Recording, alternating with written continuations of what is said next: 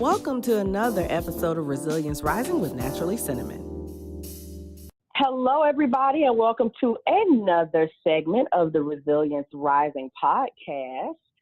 Today, Naturally Cinnamon, that's me, comes to you representing Jamila Wellness, LLC, but also introducing the segment called Hey Gawjuss.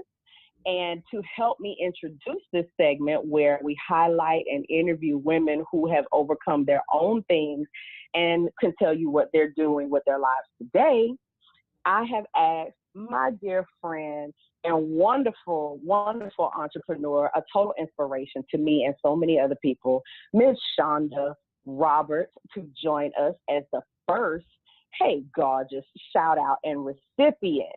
Hey, Shanda. Hey, Gawjuss. That's my boo right there. The Mrs. Shanda Roberts is the founder and CEO of Pain to Purpose Incorporated.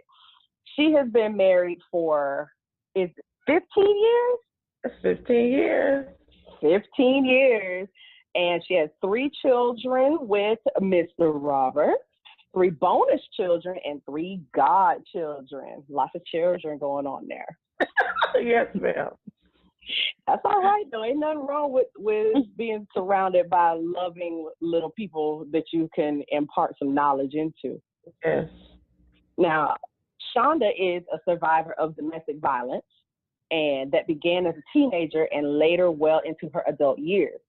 Through her organization, Pain to Purpose, she and her team advocate against domestic violence with hopes of empowering teens and adults currently in abusive situations. It is her vision to educate individuals on the different types and indicators of domestic violence and abuse before they are pulled into volatile relationships.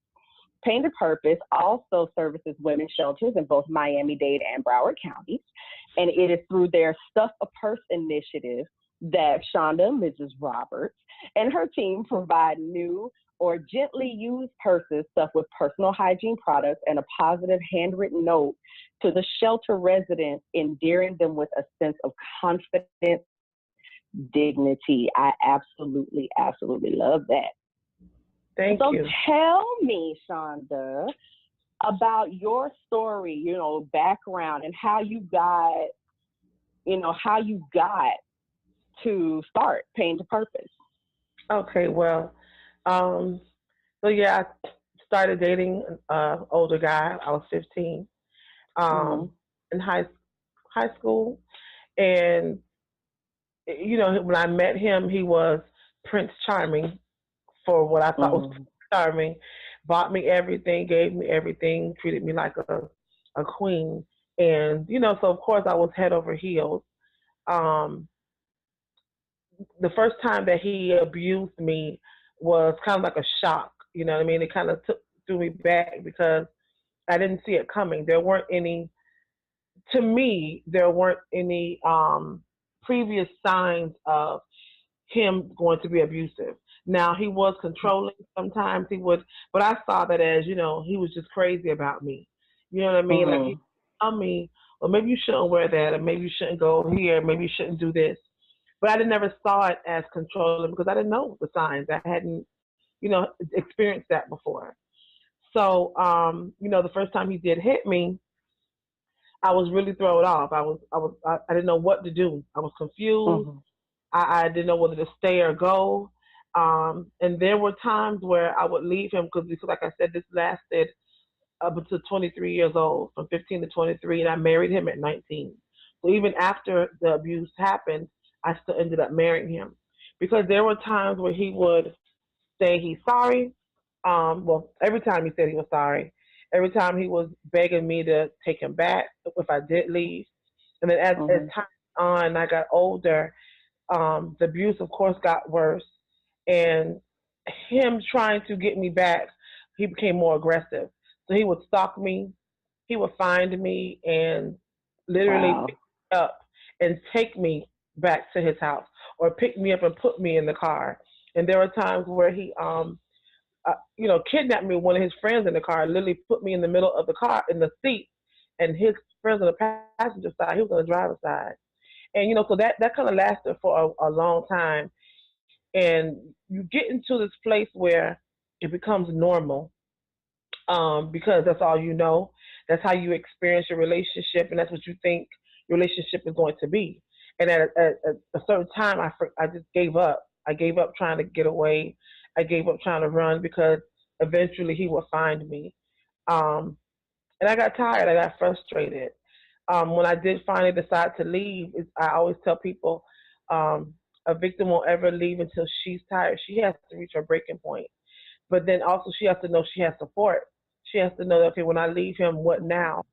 Because it's easy to say get up and go, but then for a woman who's financially dependent on her abuser or whomever, what did we tell her, what to do next? How do we help her to empower herself and to find herself and to what to do when she leaves him? Because you can say leave, or are you going to help her when she leaves?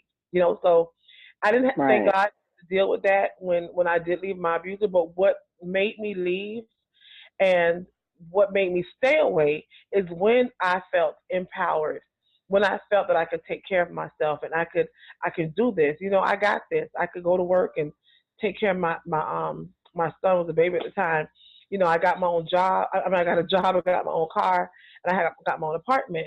And I literally had to hide in plain sight to disappear from. I got a car and I put very dark tinted windows on the car so he wouldn't see me. I wasn't far from where he was, maybe 20 minutes, but he didn't know where I was. He didn't know where I worked. He didn't know what kind of car I had. And that helped me for a long time. And until he found me again, eventually, I was dating my husband who I'm married to now. And he found me. He ended up finding my apartment and actually walking into my apartment while I was on the phone with him to leave me alone, stop calling me.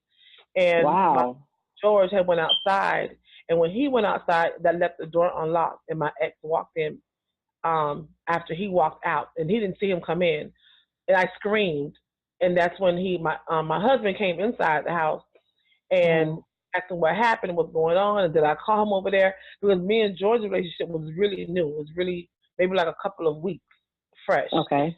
So he wasn't sure if I had called my ex over there or like how did he even find out, because I literally hid from him. No, I still don't know to this day how he found me. But, George told him he had to leave, and he left, and that man never bothered me again. And, I always tell my husband he saved me. You know what I mean? Because I could have easily died that night. You know what I mean? So, like, that's how I became a survivor.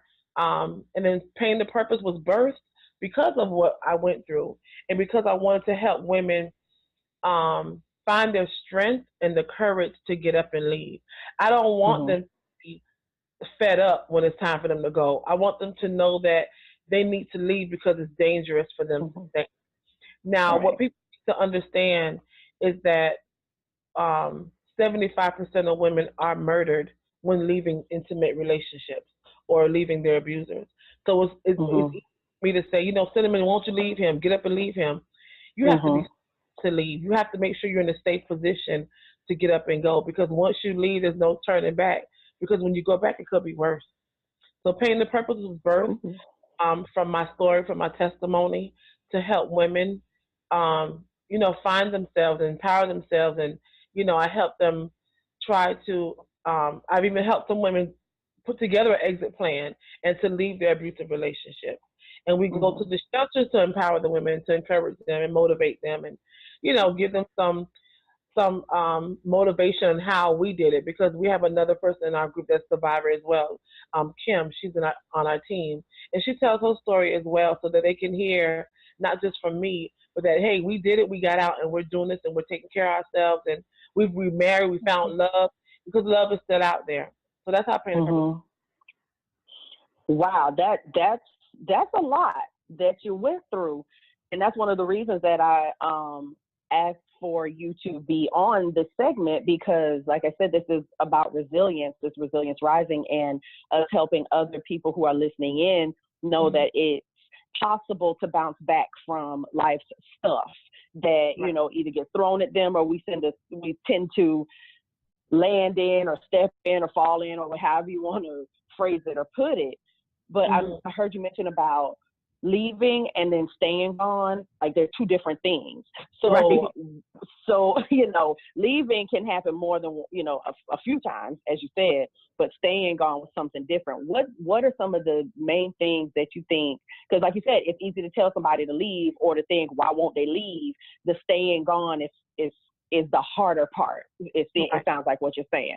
So what are some things that, I guess my question is twofold. For those of us who may see or know somebody that is in an abusive situation and we may want them to leave, what advice would you give the person who's the friend or family member of the person of the victim, the person that's receiving this abuse? And on that same end, what can we help to put in place or have in place for that person to help them stay gone should they decide to leave? Okay. So for the victim in the situation, I would definitely tell them to make sure they have a safe place to go. Make sure that they don't leave a trail of where they're going. Make sure, first and foremost, get a restraining order. I know people love to say it's just a piece of paper, but it's something you're going to need, because most of the shelters that you may end up, they need to know that you put precautions in place so that where you're going, the people there will be safe as well. Okay. Granted, a piece of paper won't stop someone from getting to you, but hopefully it will scare someone enough to not try to bother you. A lot of people don't really like restraining orders or feel like it's not no help. It's some help, so get it. Don't shy away from getting a restraining order. It's going to take some work for you to leave the situation, so you have to be ready to put in the work, and you can't be afraid. Have no fear when it comes to getting yourself and your children, if you have any, to safety. Tell a loved one where you're going. Tell a loved one what you need. If you have someone that it has your back and are there for you, let them know, look, I need to leave and I need this when I go. I'm going to need help doing this. If you've never worked before, start looking for work. Tell someone I need help looking for a job. Ask for help, because believe it or not, the people that love you want you out of that situation. So they're going to hopefully help you get numbers for shelters. And there are centers all around. I'm sorry, I wish I had the information with me right now. That centers all around that are willing to help you leave these places. I could get some folks before we hang up.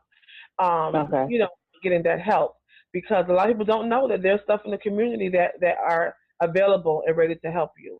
So I definitely will say, victim, leave, but be safe when leaving. Make sure you don't leave a trail, and don't tell him or anyone who knows him or her, whoever the abuser is at the time, where you're going.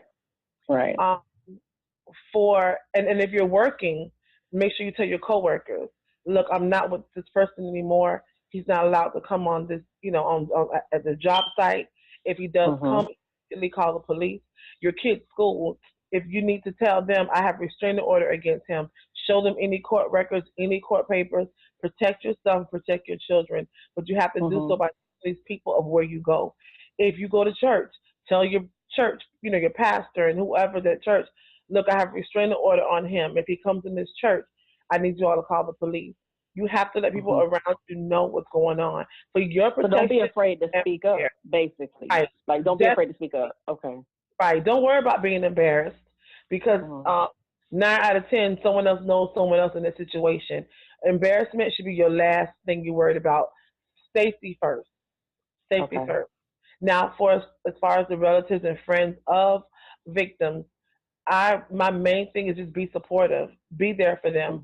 As frustrated, and I know I'm a survivor, and I have people that I want to just shake, get out. You know what I mean? Why are you still here? I want to shake them, but I've been there, so it's easy. It's easy for me to understand, but then the love I have for them is frustrating, because you want them to pull them out of that relationship, but they have their breaking point in order for them to say, I'm done. But some people just need to know there is a plan B when I leave here. I have a plan. I can get a job. I can get a car. I could, have somewhere to live for me and my kids. and not living pillar to post. Some people don't want to go to shelters. Shelters are not a bad thing. It's a stepping stone to get to your next spot.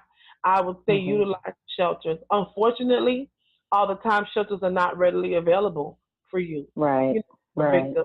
So I would always say have a second plan, but definitely talk to someone who's going to have your back and help you.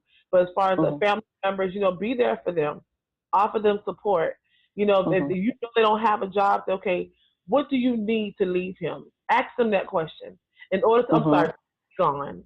What do you need to stay away? What's going to help you to stay away from this relationship once you leave? Is it that you need a job? Some women are immigrants, and they feel that Mm. is all they have, and if they leave, they're going to call immigration on them. But there are some organizations in place to help you with immigration. There are a lot of different resources out here to help women, and Google is your best friend. Mm-hmm. I would Google everything. If you call the national hotline, domestic violence hotline, they will definitely guide you to the right place. All it takes is a phone call. But definitely just be supportive of them and help them in any which way possible. And do not share their whereabouts with anyone once you do know. Because a simple phone Mm-hmm. call to, someone say, hey, I know where Cinnamon is safe and secure at shelter such and such and such. You just told where Right. she is. You know what I mean? Right. Right. Anyone. Exactly. Girl, my next question was, what are you most passionate about? But I don't know. I think I might know the answer. So we'll circle back to that Okay. question about your passion. But I do want to touch back on the fact that in your bio it says that you said yourself that you met your abuser when you were 15. Is that right? Yes. 15. What would you say to teens? And I know this because I know this, but I'm sharing with the world now, and all the listeners and people who are watching on YouTube, that you also speak to teens and you have an annual youth summit as well. What is one of, I guess, your main messages to teens, to youth? Well, really, not just teens, because some of it starts younger. Yeah. As young as age 10 or even 9. So what would be one of the main things that you always try to teach youth as it pertains to dating violence? There's so much. The main thing that I think I missed when I was dating was paying attention to the red flags. Red flags are everywhere, and we tend to ignore them or write them off as something being cute. Or, girl, he just loved me. He just want to know where I am. Girl, look at him calling. No, that's a sign of control and obsession, and or it could be a sign of control of obsession. But I would take it as that. So I would definitely say pay attention to the red flags because I didn't. I believe I saw red flags and I just wrote it off as, something that was normal. It's not normal for someone to want to know your whereabouts every minute, every second, every hour of the day, especially as a teenager. You're just learning, finding out who you are, trying to find out who you are. And you should have friends. Girls should have girl and guy friends, and guys should have, guys and girlfriends. You should not be limited to one person because you're dating them. And I don't mean in a sexual or romantic manner. I mean just normal social life. You should have that. And a lot of teens, they want to cut off their boyfriend and girlfriend, other friends, because they're now dating. I've seen kids, these teenagers in high school, you would think they live together. Like they have full relationships. Like they get up and go to work and pay bills together every day. It should not be that serious at so young. That can cause a lot of control and be controlling and obsessive and all those things. And I definitely say pay attention to the red signs. If the smallest thing make him pop off or her pop off, then that's a sign. You know what I mean? And I feel a lot of abuse comes from mental illness. We don't know who we're dating. You don't know who you're dating when you start dating them, until you get into that situation with them. And then you ask them a simple question and they bipolar and they snap on you. Red flag. You know, definitely pay attention. Absolutely. So definitely pay attention to red flags. Some of the main red flags being any type of way that somebody else uses to try to control or manipulate you. Like, where are you? What are you doing? And things that you're right. Because in when we're early in our dating years, we're learning that we're encountering new behaviors. And so some of those things, if they make us feel special and wanted, we pass it off as cute. Right. You are absolutely right. And if there are any teens or younger people listening, just because we don't look like we're 12 doesn't mean we were never 12. We were there. We vividly remember. I remember exactly what it was to want to dress exactly alike when we went out to the fair, because he wanted to make sure that everybody knew that not that you were with him, but you belonged to him. Exactly. Red flag. Yes. I remember in high school, a boyfriend I had in high school gave me money to get my nails done. You know, I'm in high school, I'm getting acrylics. I think I'm I'm cute, you know, all of that. And he gave me the money to get the acrylics and then told me, I want you to put my name on your nails. Now, you telling all of it. Look, let's tell it, because our kids are going to encounter similar types of things. See, now, for us, it was acrylic nails and putting your name on the nails. For them, it'll be how many times he liked one of your Instagram pictures from 48 weeks ago. But it's the same concept. Like, girl, he liked my picture from 42 weeks ago. Right. He liked me. No, boo, he's stalking you. Right. Like, who scrolls back that far? But anyway, I remember I did not put his whole name on my nail, but I remember putting his initials on my left hand ring fingernail. Right. And I remember getting home, and my daddy saw that. And he said, who? Because he knew them one of his initials. And he the only man in my life that's going to fund anything. He said, no. He made me get the nail polish, take it off. And then he said, how much is it to get your nails done? He gave me the money. He said, you get that back to him. At the time, I'm thinking, oh my God, you are overreacting. It is just initials. It's not that serious. Not realizing that I was putting myself in a position for that person to later come back and request something else of me and then put a claim on me. Like I was branding myself with that person. Something just that simple. It could have just been a gateway. It could have just been the door opening to something else. And my dad was like, absolutely not. Right. So thank God for that, because what did I think? It's just cute. It's just cute. You know, he gave me money. That's how a lot of stories that I hear of teens that get sucked into what ends up being an abusive relationship starts off with gifts and attention and money and things of that sort. Could have been the same situation. I don't know that. I'm not going to say that, oh, he turned out to be an abuser. I don't know that about that young man. But we don't know. Right. And I didn't want to have to find out the wrong way. So you're absolutely right. As for parents of the teens, because you're a parent now of teens. How old are your three? 19, 16, and 14. All teens. You said teen after every single one of them.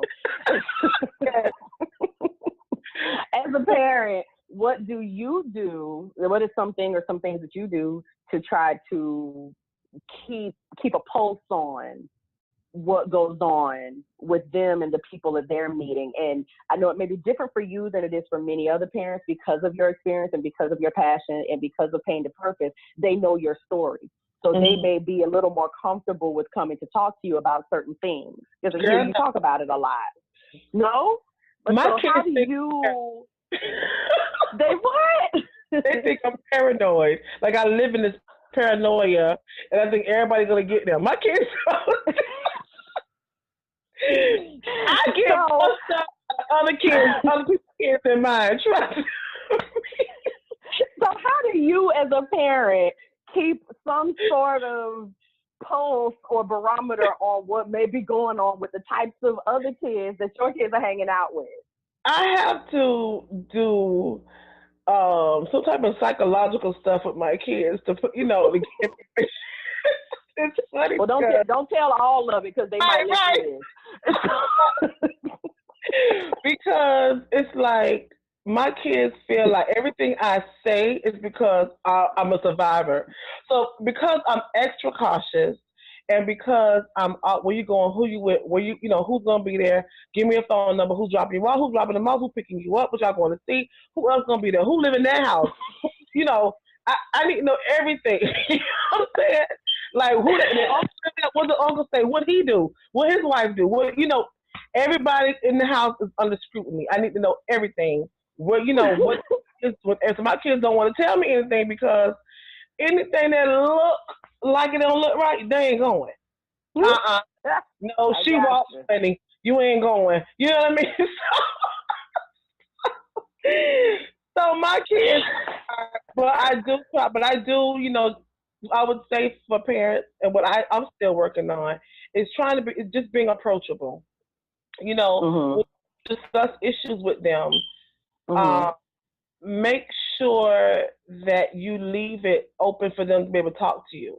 Let's say and I don't want to offend anyone, but let's say the topic of, I want to be politically correct, gender roles, let's say, I don't know. Okay. If your view is you don't agree with same-sex relationships, or don't make it so noticeable to where if they feel they may be coming into one, they can't ever come and tell you. You understand what I'm saying? Okay, yeah. Make sure that your views are your views. Don't get me wrong. Don't back down what your views are, how you feel, and how you were raised, and what you believe. But also make sure they're able to approach you about any topic. So, if my kids are hanging out with, certain kids, that are wild and off the chain, I'm not going to go and call my daughter's friend a thought or she loose or the case may be. You know what I mean? So I try to make sure that, because then my child will never come tell me anything about her friend or what happened with her friend, because I've already showed her I don't like that friend. You understand what I'm saying? So right. That they're able to approach you with topics, no matter how you feel about it. You express. It's the way you say things, not what you say. It's how you say it. You know what I mean? Okay. And I teach my kids how. Our kids go to church. We learn. They know the Bible. They know the Word. They know what we tolerate and don't tolerate. You know what I mean? So they know how to come at us.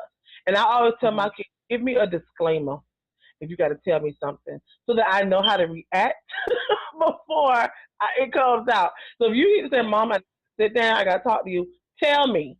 Don't just bring stuff on me in the middle of conversation, so that I can swallow whatever you're going to tell me without, popping off. And I just make that, I make it kind of like a joke, but really they understand. They're like, "Mom, I'm like, okay, hold on, let me get myself together." They're like, "No, it's not that serious." So they already know, you know what I mean? Okay. We joke about it. And then with my boys always tell me, they don't ever want to tell me about a girl until they feel it's a girlfriend. So they will tell me, well, I'm talking to so-and-so, I'm talking to this person. But I meet a girlfriend. I met my oldest son, I met one girlfriend. You understand what I'm saying? Okay. Gotcha. So they do, because I have them working with Pain to Purpose. I always share my story with them. They always hear me telling my story. So they know, you know what I mean? Because I don't want my boys being abusers or victims. And definitely not a girl. I definitely don't want her relationship to where I think I almost scared her of dating, because now she's like, she wished somebody, you know what I mean? So she's down. She's down somebody think. You know what I mean? So, I always just try to keep that communication open with them. I know it's hard because kids are always in their phone. They always and they see so much on social media. So it's really hard to get your kids' attention these days, but you have to just find that time to reassure them and assure them and reassure them again, hey, I'm here if you want to talk about something. Are you okay? You good? What's going on? Excuse me. So I would just keep that communication open with them, let them know it's okay to come talk to me. Even though some kids won't, you just got to make sure you do all you can to keep that door open for them. Okay. Now, as an entrepreneur, let's shift gears just a little bit. As an entrepreneur, founder, and CEO of Pain to Purpose Incorporated, a nonprofit organization, by the way, I did not say that earlier. It is a nonprofit organization, official. Yes. So let me throw that out there.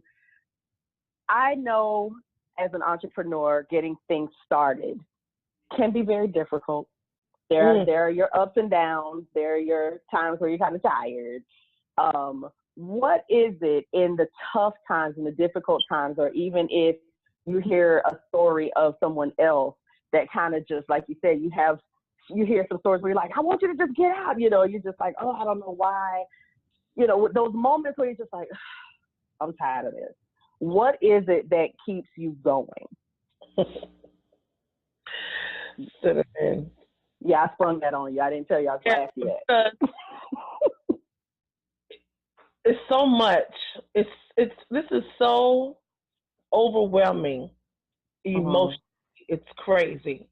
Sometimes I'm like, why am I doing this? Because I got my own stuff to deal with, and I get overwhelmed a lot because I care so much, and I'm so empathetic about what people are going through.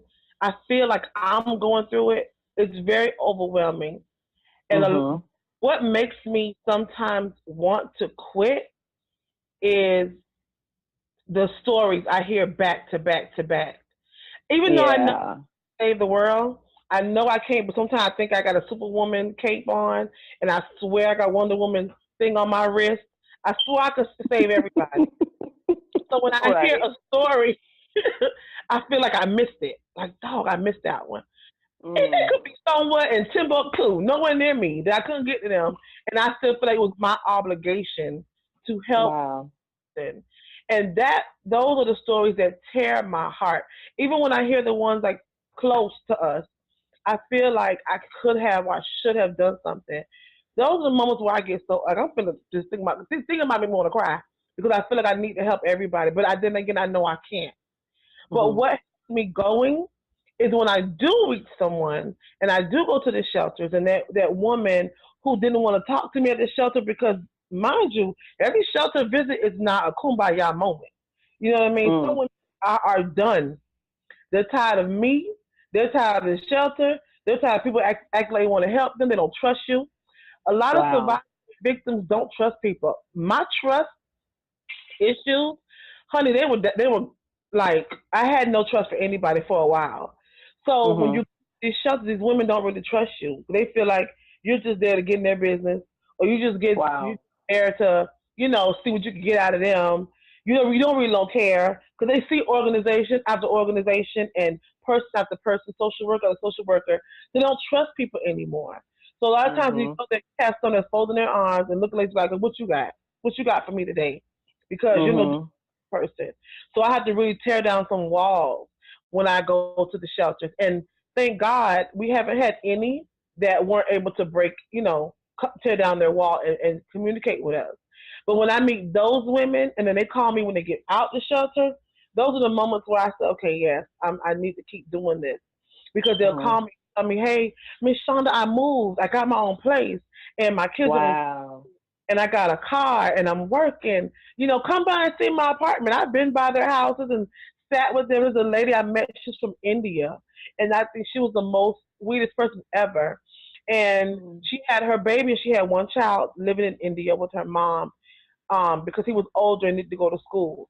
And she just wanted her son to come back home, but she had to get her own place and all that stuff first. And when she got her own place, she was so excited to decorate her son's room. He was coming home and she invited me. She gave me some bracelets. She made tea for me. Like, we sat and had tea and cookies, and she really just shared with me how I touched her and helped motivate her to really get out that shelter and really start over on her own. And it was just those moments make me go a little further and to move a little further. So those are honestly the moments that tear me down and lift me up at the same time. Wow. Awesome. Awesome. Now, before we get into the Hey Gawjuss questionnaire segment, you in your bio it talked about Stuff a Purse, the Stuff a Purse initiative. I know that's a really big thing that you do, and you just mentioned about when you go to the shelters. Can you briefly describe what the Stuff a Purse initiative is for when you go to these shelters? Sure. The Stuff a Purse initiative is that was kind of like a ploy, for me to talk to the women, because I didn't want to just collect purses, donate them, and drop them off at the shelter. I wanted to meet these women face to face and encourage them some kind of way, but also leaving them a gift from us. You know what I mean? It started off as the first time I was going to go, it was Christmas time. And I know a lot of people were always doing toys for tots and making sure the kids have a good Christmas and taking stuff for the kids. I'm like, what about the moms? What about the mothers that are there? And I know as a mom, what makes me happy is seeing my kids happy. But who would not love a brand new purse? Who would not love a purse? You know what I mean? And well, let's put something in the purse. I don't just give an empty purse. It takes maybe like $25, $30 to fill one purse, because I really stuff the purse, depending how big it is. So so what I started doing was, well, let's collect some purses. And I collect gently used because I want them to be almost brand new if they can't be brand new. And I don't ask for donations for stuff you don't want. I ask for donations for stuff that you do want, but you don't mind giving it away. Because if you do want it, still be in good condition. Giving away a purse you don't want means you don't want it anymore because it's not worthy of you to carry it. These women are they already been through hell and high water, and I don't want to give them a torn up, run down purse. I want to give them something they'll be proudful to carry around with them. So we collect new or used purses, slightly used purses, and we stuff them with, hygiene products. Lotions, deodorant, body spray, toothbrush, toothpaste, shaving creams, razors, everything women use. Sunglasses, chewing gum. If we have gift cards, we'll put those in there as well. Sometimes public sends us gift cards, so we'll put those as well. We definitely put the letters of encouragement in there. And what we do is name the purses. We put names like leader and fighter, overcomer. Those type of names are on the purses, and I also put those names on the index card. So if you live in the shelter, you will come in and we'll sign the little clipboard, and then I'll ask them to pick a name off the table that you feel describes you. They don't know why. They just pick it up. So you have someone pick up leader. And then, once I go through who I am and why we're there and my story, I'll ask them, hey, Cinnamon, how are you? Can you please tell us why you picked leader? And then they start reevaluating the situation, and they'll start thinking about why they're a leader. And then they'll tell you, I feel I'm a leader because I did A, B, and C, because I did this. And or when I leave here, I'm going to do A, B, or C. And that just reminds them, when you speak things, you believe it more. And I tell them to speak it into existence of who they are. Encourage yourself. I'm all for encouraging yourself. It's good for someone to call, like you, for instance, always call me at the right time when I need that little bit of encouraging.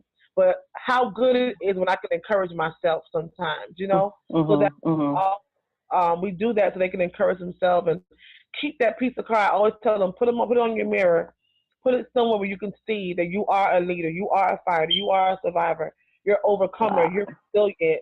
We use all those words to help encourage them. So that's how that started. Wow, I love that. That was so.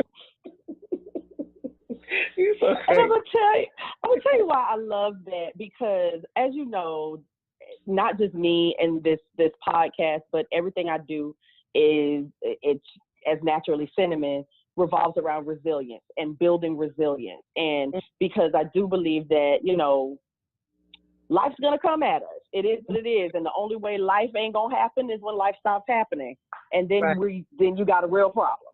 And so You know, life's going to happen. Things are going to happen. Unexpected events are going to come our way. It doesn't mean that they have to take us out. It just means that we can employ different tools to put in place as best we can to help us bounce back from some of those blows. And self-affirming behavior is most definitely one of the things that I practice with my clients. So to hear that and to have them talk about why they are a leader, why they are a fighter, why they are an overcomer is definitely changing the narrative of how they think and speak about themselves and their present situation, which then in turn helps in the cycle of building up their resilience. So I love that. And okay, we're gonna stop there before we both get all mushy. Look, I already started crying about 10 times. Go on, move on now. Okay, I'm sorry. Now, Mrs. Roberts, Mrs. Shanda Roberts, I want to ask you, what do you think it means to be godly? You want one word answers? It doesn't matter what your answer is. To what I think it is to be godly. Godly, I feel like it is to be Christ-like, to be spiritual, to believe in God, definitely, to be religious, to love like how God loves. We're never going to be God, but we can try to come as close to it as we can. And this is by loving each other. I love that. And I need to back up a little bit for those, because I'm introducing the Hey Gawjuss segment. So I just wanted you all to know that Gawjuss, because, you know, I'm from Miami, but my family's from South Carolina. We country. Gawjuss. See, that didn't know that. we country. So we be like, hey, Gawjuss. You know, that's kind of, it is what it is. And you know, I am who I am. So Gawjuss, actually, GAWJUSS stands for godly, active, wise, just, uplifting, sincere, and soulful. So I'm asking all my gorgeous women what they think it means to be each of those. So that's why I'm asking that question. I just needed to put a pin in that and explain that to everybody who's tuning in. So, Miss Shanda, what do you think it means to be active?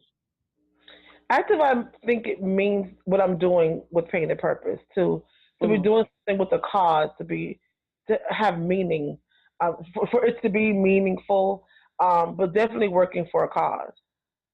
Okay. And what do you think it means to be wise? Wise, practicing good judgment. Wise is not just being, but it means to be intelligent, but also, you know, not knowing it all, but knowing enough to know that you don't know it all and to find the right answer. Love that. And what do you think it means to be just or fair? Exactly. Matter of fact, fair. I was fair, to be exact. You know what I mean? Say what you mean, what you say. And don't say it mean. I love that. Say what you mean what you say, but don't say it mean. Right. So, what do you think it means to be uplifting? Uplifting, motivational, and encouraging. Just to be, you know, someone that lifts someone's up, you know, motivate them, encouraging them all the time. All right. And what does it mean to you to be sincere? Oh, sincere. I think I'm too sincere sometimes. To be honest, to really care, to have a caring heart, to be affectionate, very sincere, like emotional. That's what I get from it. To feel. Yeah, we are emotional. So, yeah. And lastly, what does it mean to you to be soulful? Soulful and sincere, kind of like almost the same to me. But soulful is more passionate. When I think of soulful, I think of when I'm singing. You know, if that makes sense. When I think of soulful when I'm singing, because I feel I sing very passionately. But also when I'm doing things that I love to do, you can feel it deep down in your soul. It just makes me very passionate and emotional. Wonderful. Shanda, I want to thank you for sharing your story with us and allowing yourself to just be questioned the way that I question you. As I want to thank you so much for that. And I want to open the floor to you to talk about anything that Pain to Purpose has upcoming. And please make sure that everyone who's tuning in knows how to find you. Okay. Pain to Purpose is now working on our upcoming Teen Summit. We had our first one in October of last year. We're trying to have this one earlier in the year because of had a lot of parents reach out to me that their kids are doing football and they wanted to attend. So I'm trying to beat the football season and have it. Excuse me, that's our plan. What we have coming up all the time is we have Jesus help me, support group. Support group every third Thursday. Same place at Goose Park, 223. I'm sorry, I don't want to give the wrong address. That's okay. That's okay. Where can they find the information? 11350 South 216th Street. But all that is going to be on our website. The website is pain, 2, purpose76.org. We are on social media, Facebook, Twitter, Instagram. Same thing, pain, 2, purpose 76. All of our upcoming events will be posted on there. I have a weekly blog talk radio show with WAMRDB of Atlanta. That's also on Blog Talk Radio. That's also on our website every Monday night from 8 p.m. to 9 p.m., I believe. But you also can find information on our website as well. All right, wonderful. And I'm definitely going to be tuning in to Blog Talk Radio to be hearing Miss Shanda Roberts on her show. Tell me again what the call numbers are for that radio show. WAMRDB. I guess in the description of this we can put the information because I don't have there's a call in number, but it's in my phone on it, so I can't have it in front of me. Okay.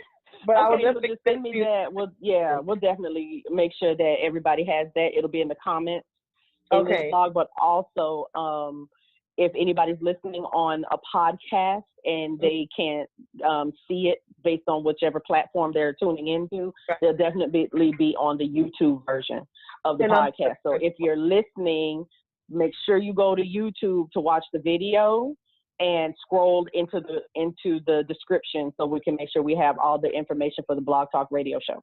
Yes. All right. Thank you again, Shanda. And to everybody, I say, hey, Gawjuss. Thank you. Thanks for tuning in to Resilience Rising with Naturally Cinnamon. Life has a way of tossing unexpected trials and circumstances our way. We can't stop them, but we can better handle them by raising our resilience. Creative Director Jeremy Key for J Key Collective. Music by AJ Miles.